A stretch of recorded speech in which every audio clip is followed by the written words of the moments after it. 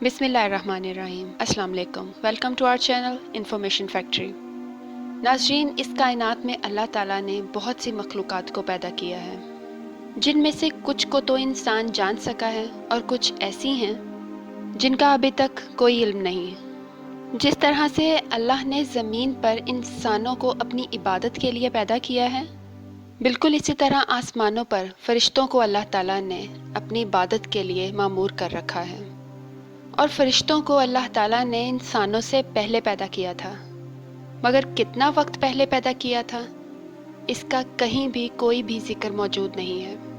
बिलाशुबा तमाम फ़रिश्ते अल्लाह ताला की नूरानी मखलूक हैं, और इन फ़रिश्तों में 4 फ़रिश्ते सबसे ज़्यादा मशहूर हैं, जिनको अल्लाह ने अहम ज़िम्मेदारियाँ सौंपी हैं, जिनके नाम हज़रत जिब्राइल, हज़रत मीकाईल, हज़रत इसराफील और हज़रत इज़राइल अलैहिस्सलाम हैं। आज हम अपनी इस वीडियो में हज़रत इज़राइल अलैहिस्सलाम के बारे में ज़िक्र करेंगे, जिनको मलकुल मौत भी कहा जाता है। अल्लाह ताला ने इन्हें कायनात में मौजूद तमाम मखलूक़ात की रूह कब्ज़ करने की ज़िम्मेदारी सौंपी है, जिन्हें वो ख़ुद भी सरअंजाम देते हैं और इनके साथी मददगार फ़रिश्ते भी इस काम में इनका साथ देते हैं। हज़रत इज़राइल अलैहिस्सलाम को ये ज़िम्मेदारी उस वक्त सौंपी गई जब अल्लाह ताला ने हज़रत आदम अलैहिस्सलाम की तख्लीक के लिए हज़रत जिब्राइल अलैहिस्सलाम को ज़मीन से मिट्टी लाने का हुक्म दिया। तो हज़रत जिब्राइल उस जगह आए जहां आज खाना काबा मौजूद है, और वहां से खाक उठा ली। लेकिन ज़मीन ने उन्हें कसम देकर कहा कि अल्लाह के वास्ते ये खाक यहाँ से ना लेकर जाएं, क्योंकि इससे जो खलीफा पैदा होगा उसकी औलाद बहुत गुनहगार होगी और उस पर अल्लाह का अजाब भी नाजिल होगा। और मैं भी अल्लाह ताला की तख्लीक हूँ और जानती हूँ कि मैं इस कदर अजाब को बर्दाश्त नहीं कर सकती। इस बात को सुनकर हज़रत जिब्राइल खाक लिए बिना ही वापस आ गए, जिसके बाद मीकाईल अलैहिस्सलाम और इसराफील अलैहिस्सलाम को भेजा गया, लेकिन वो भी इस खाक को लिए बिना ही वापस आ गए। लेकिन जब हज़रत इज़राइल अलैहिस्सलाम को भेजा गया तो ज़मीन ने उनसे भी वही सब कहा जो पहले तीनों से कहा था, लेकिन उन्होंने फरमाया कि तू मुझे जिस रब की कसम देती है, मैं भी उसी रब के हुक्म से आया हूँ और ये खाक लेकर ही जाऊँगा। लिहाजा वो खाक ले आए।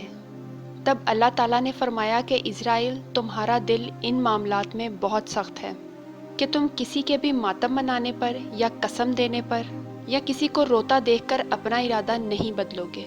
लिहाजा इस मिट्टी से पैदा होने वाली मखलूक की रूहों को कब्ज़ करने का ज़िम्मा तुम्हारा है।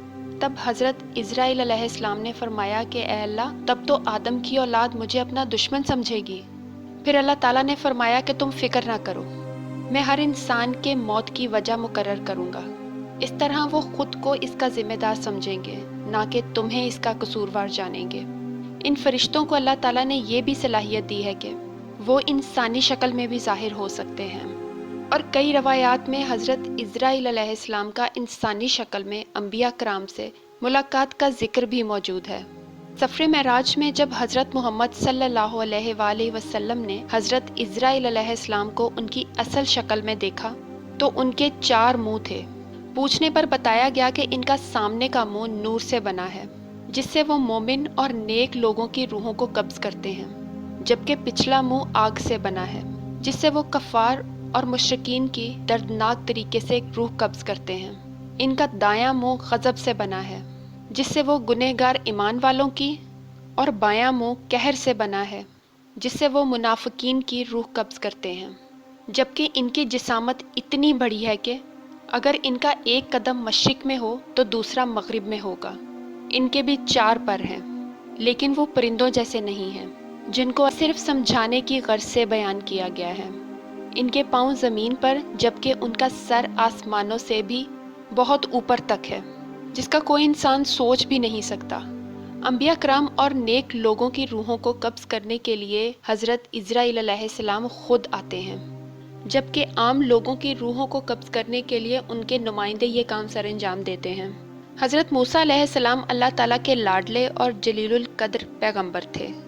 जब आपकी रूह कब्ज़ करने के लिए हज़रत इज़राइल अलैहिस्सलाम हाजिर हुए और अल्लाह का हुक्म पहुंचाया, तो हज़रत मूसा ने गुस्से में आकर उन्हें एक ज़ोरदार थप्पड़ दे मारा।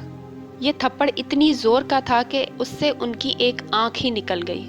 तो उन्होंने अल्लाह ताला को जाकर ये सब बयान किया कि आपके पैगंबर ने मेरे साथ ये सलूक किया है। तब अल्लाह ताला ने उन्हें उनकी आंख वापस कर दी और कहा कि जाकर मूसा अलैहिस्सलाम से कहो कि एक सुर्ख गाय के बालों पर हाथ फेरें। इनके हाथ के नीचे जितने भी बाल आएंगे उतने साल उनकी उम्र बढ़ा दी जाएगी।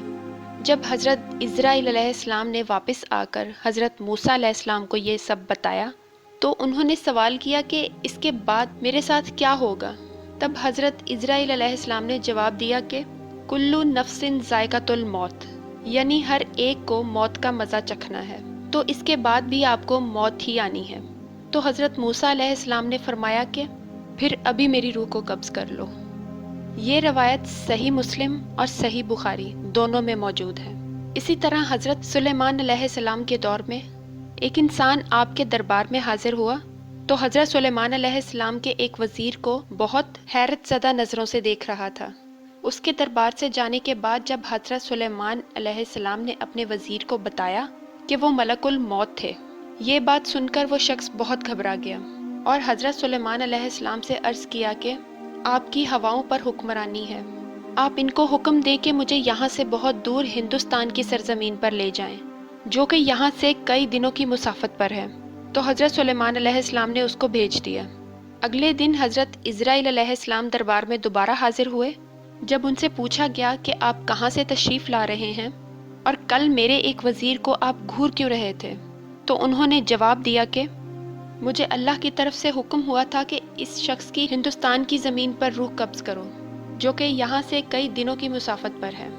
लेकिन ये शख्स तो आपके दरबार में यरूशलेम में मौजूद था और मैं ये सोच रहा था कि ये शख्स कल तक हिंदुस्तान की ज़मीन पर कैसे पहुँचेगा, मगर अभी मैं इस शख्स की रूह को कब्ज़ करके ही वापस आ रहा हूँ। जिससे ये मालूम होता है कि कोई भी इंसान जो कि दुनिया के किसी भी कोने में मौजूद हो, वो ना तो मौत को रोक सकता है और ना ही मलकुल मौत को।